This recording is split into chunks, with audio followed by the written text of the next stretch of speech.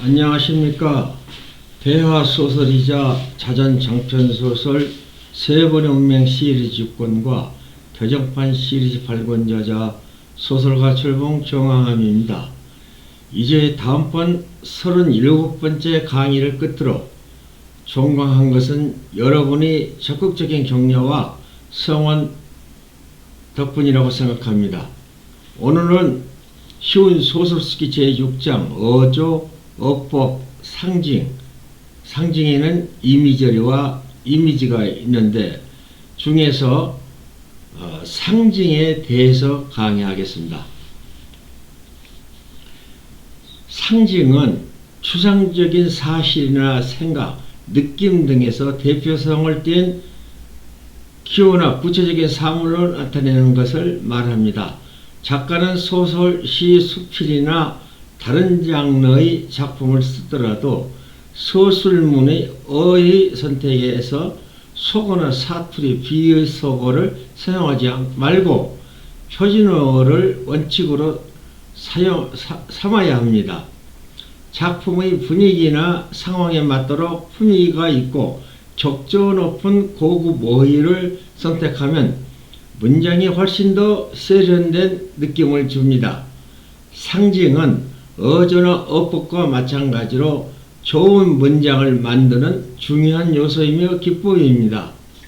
상징은 한마디로 말해서 어떤 사물의 이치를 그 자체에 고정하지 않고 다른 것에 비유하고 유추하여 어떤 대상에 대해 표현하는 함축적 의미로서 작가가 무엇을 표현하려는지 암시합니다.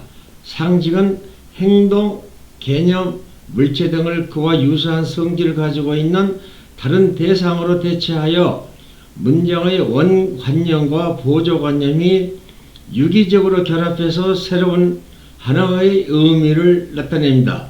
그리고 의사전달의 수단으로 추상적인 개념이나 느낌으로 연결되는 어떤 사실이나 상황입니다.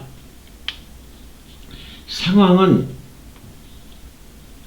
어떤 사물이나 특정한 형상으로 나타나는 눈에 보이지 않고 손으로 만져볼 수도 없습니다. 문학작품에서는 독자의 마음속에 생생함을 부여하기 위해 사용하는 한 방법입니다. 작가는 상징기법을 통해서 작품 속의 사건이나 인물과 분위기를 보다 구체적이고 객관적인 실제를 표현하면서 실제 이상의 이미지를 제시합니다. 상징은 일상에서 흔히 볼 수 있는 과일이나 보석 등 작은 소품에서부터 작품 속의 배경에 이르기까지 존재하는 모든 것이 대상이 될 수 있습니다. 단일 물체도 대상이 될 수 있고 반복되는 물체의 유형과 윤리적 실체는 물론이거니와 형상적인 것, 몸짓, 색깔, 소리, 향기, 기후, 인간성, 욕망, 자연 낭만 등이 모두 상징화될 수 있습니다. 그리고 어떤 사람의 안경이나 지팡이 같은 소지품, 장신구와 의상의 색깔과 평소의 성격, 목소리 등이 상징으로 나타날 수 있습니다. 생각이 나서 떠오르는 지각을 심상이라고도 하며 기업의 코드, 심벌, 마크, 이미지 등이 이에 해당합니다. 소설이 전개 과정에서 어떻게 사용하느냐에 따라 다음과 같은 세 가지 효과를 나타냅니다. 1. 중요한 순간 의무로서 상징. 예를 들면 번개가 번쩍번쩍 연속해서 빛나면 천둥이 친다는 것을 상징하고 맑고 청명하던 날씨가 짙은 먹구름이 끼고 갑자기 사방이 어두워지기 시작하면 금세 비가 쏟아진다는 것을 암시합니다. 고요한 밤에 개가 요란히 짖어대면 침입자가 있다는 것을 암시합니다. 이 소설 작품에서 동일 형태나 분위기를 독자에게 상기하는 상징. 예를 들면 D.H. 로렌스의 소설 차털레이 부인의 사랑에서는 여주인공이 차털레이 부인과 사냥터지기 멜레스가 사랑을 나누는 것을 상징하는 것을 자스민 꽃으로 상징화하고, 디마파스의 소설 추니에서는 동백꽃이 마르그리트를 상징하는 것은 물론이려니와 그녀가 가슴에 달고 있는 동백꽃이 흰색이냐 붉은색이냐로 그녀의 생리를 암시하는 것이 그러합니다. 손오공 하면 여의주, 의적 일지매 하면 매화가 떠오르는 것이 곧 반복되는 상징입니다. 3. 소설 작품이 문맥 속에서 주체를 정의하고 뚜렷하게 하는 것을 의미하는 상징. 예를 들면 꽃은 사랑, 소녀, 그리고 자연을 암시하고, 불은 이혼과 정겨운 벽난로를 암시해 줍니다.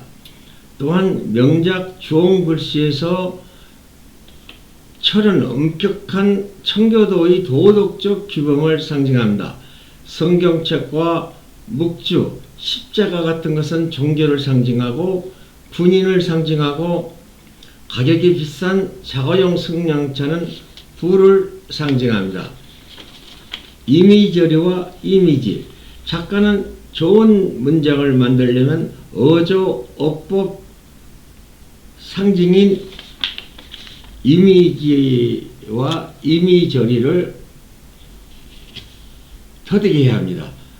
작가는 글이란 낱말로 그림을 그리는 작업입니다. 하지만 낱말로 그림을 그린다는 것은 결코 쉬운 일이 아닙니다. 좋은 문장의 글을 쓰기 위해서는 사물을 예리하게 통찰하는 눈과 마음을 가져야 합니다. 그리고 모든 문장은 끝이 없는 공부를 통해서 이루어지는 것을 잊어서는 안 됩니다. 이미저리는 육체적인 감각이나 마음속에서 발생하여 언어로 표출되는 이미지의 통합체입니다. 정신적 이미저리와 비유적 이미저리, 상징적 이미저리로 나뉩니다.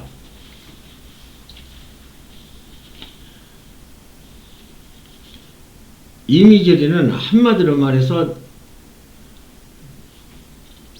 하나의 실체적 그림이나 어떤 상을 그리는 그림이 이미저리입니다. 문장은 여러 개의 낱말로 구성됩니다. 한 개의 단어가 이미저리로 될 수 있습니다. 문학작품 많은 종류의 이미저리 복합체로 구성됩니다. 이미저리는 작품 실체화하고 구체화하는 연상적인 표현이지 상징처럼 추상화하는 것은 아닙니다. 1. 여러 사물이 집합적으로 취해진 이미저리. 육체적으로 느끼는 감각과 마음속에서 생성되는 지각적 대상의 모든 사물이나 속성이 언어로 표출되는 이미지의 통합체입니다. 시각적 속성뿐만 아니라 신체의 오감을 통해서 느껴지는 촉감, 예를 들면 부드럽다, 딱딱하다, 말랑말랑하다, 청각적 촉감, 시끄럽다, 지각적 촉감, 차다, 뜨겁다, 후각적 촉감, 향기롭다, 냄새가 고약하다, 미각적 촉감, 시다, 맵다, 짜다, 근육적 촉감, 빠르다, 느리다 등을 이러한 속성을 포함합니다. 2.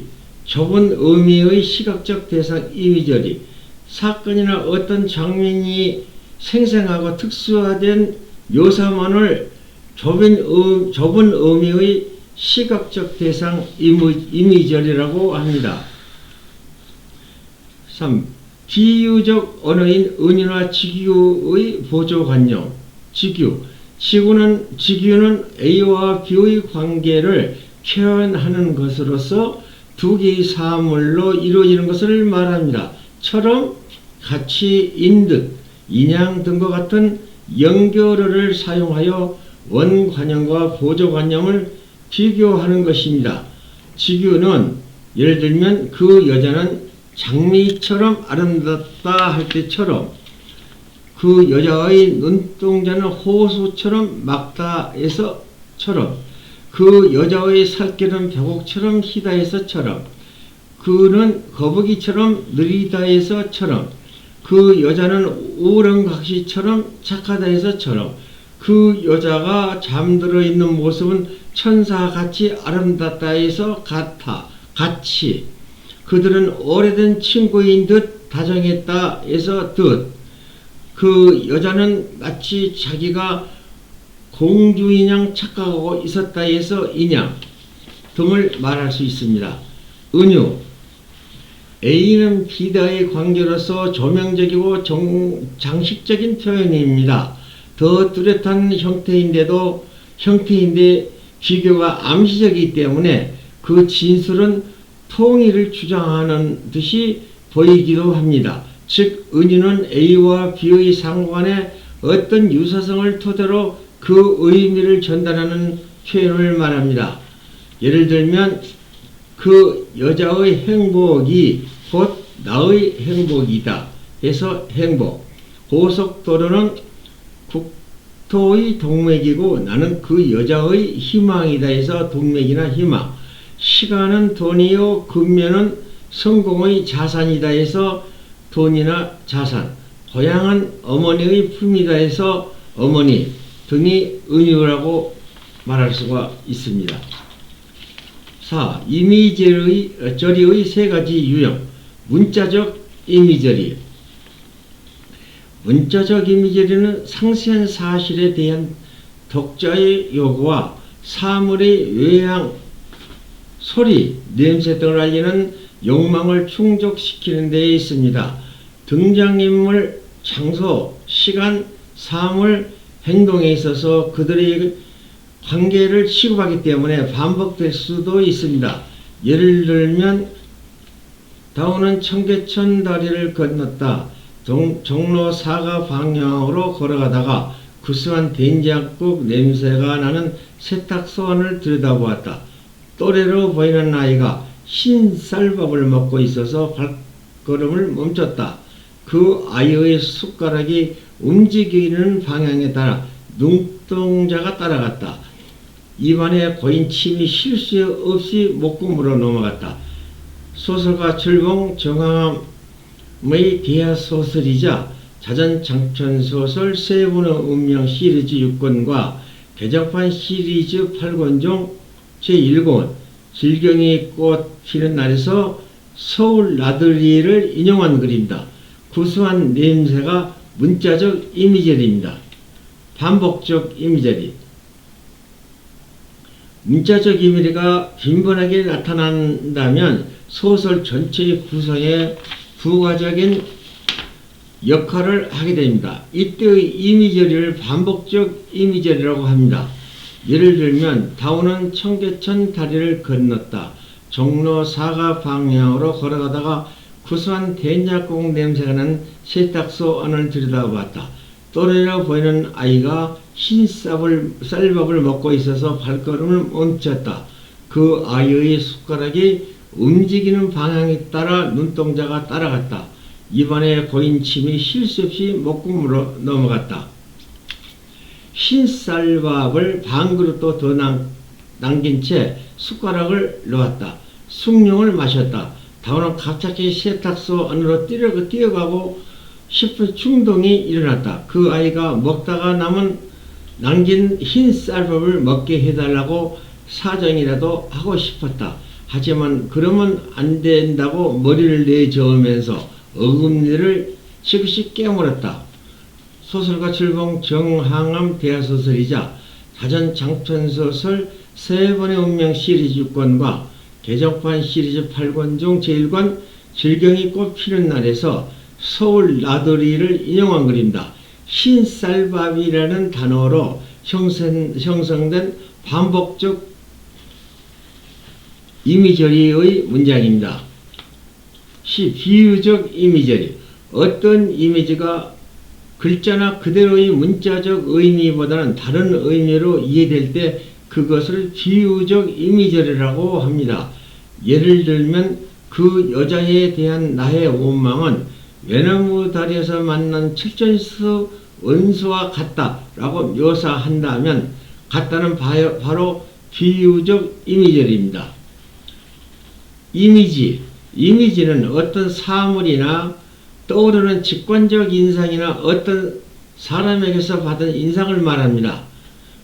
문학에서 심상이나 감각으로 획득한 현상이 마음속에서 재생되는 것을 말하며 어떤 사람이나 사물로부터 받은 심상, 영상, 인상으로 순화하고 추상적이고 단순합니다. 다음 시간은 작년 9월 12일부터 10개월 동안 계속한 쉬운 소설 속의 강의 마지막 순서로 소설은 미완성 작품이다를 강의합니다. 감사합니다.